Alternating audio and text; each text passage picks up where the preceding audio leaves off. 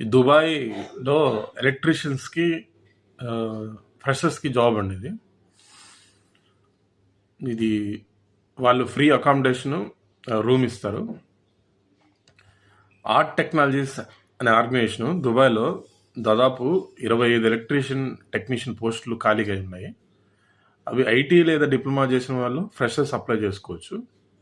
ఇది maintenance and design knowledge కింద పనిచేయాల్సి వస్తుంది. లొకేషన్ వచ్చి దుబాయ్. జీతం వచ్చి దాదాపు 45,000 నుంచి 50,000 మధ్యలో ఉంటుంది. 1500 to 2000 AED శాలరీ.